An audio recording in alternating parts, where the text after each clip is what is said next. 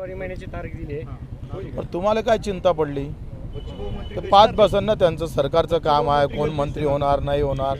ज्याला मंत्री व्हायचे त्याला चिंता नाही, त्याचा प्रश्न नाही. तुम्ही कशाला प्रश्न विचारता?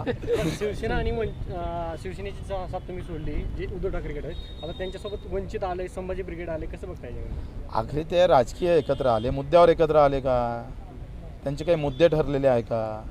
भगवा घ्यायचा हाती का निळा घ्यायचा का हिरवा घ्यायचा, काहीच ठरलं नाही. जेव्हा अंतर्मनातून काही रंग बाहेर येईन तेव्हा हे सगळे बेरंगवाले तुटून जाईल. अर्थसंकल्प तर किमान हिंदीतून झाला पाहिजे ना, सामान्य लोकांना कळणार कसं? आणि इंग्रजी काही आपली भाषा नाही आहे. मग आपण एका इकडे भारताची संस्कृतीचा विषय घ्यायचा, परंपरेचा विषय घ्यायचा. हिंदुस्थानात हिंदी नाही तर मग काय इंग्रजी कशी काय? हा मूळ प्रश्न आहे. आणि लोहियाजी सांगायचे का ज्या भाषेवालीनं निवडून दिलं त्याची भाषा बोललो पाहिजे ना आपण. आणि दुसरा कुसुमाग्रजीनं सांगितलं आहे की ज्या दिवशी भाषा मरण त्या दिवशी देश मरायला वेळ लागत नाही. आपली ओळख तिची भाषा असतं, त्याचा पोशाख असतं, आणि तेच विसरायला लागला हिंदुस्थान. एका इकडे राष्ट्रीय प्रेम दाखवायचं आणि दुसऱ्या इकडे आपण युवांना केंद्र सरकार हिंदी सप्ताह राबवतं.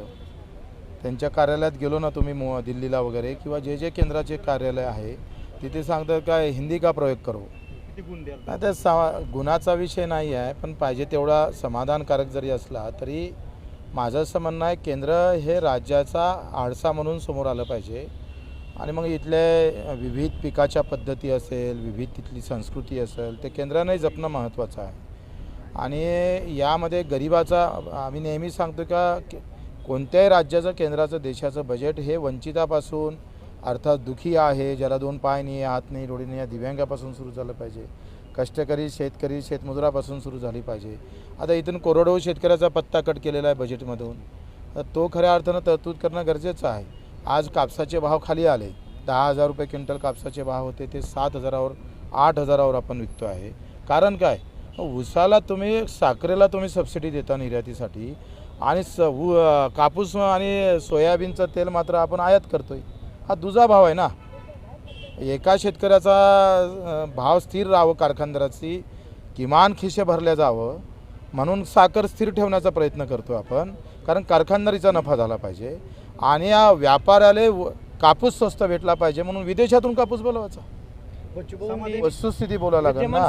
आता तू माणूस आहे का मुलगी आहे हे सांगायचं. मी सांग तू माणूस आहे, तू म्हणतो नाही तू नाराज आहे. असं जी वस्तुस्थिती आहे ती सत्य सांगणं म्हणजे नाराजी होत असेल तर मला वाटतं का चुकीचं आहे.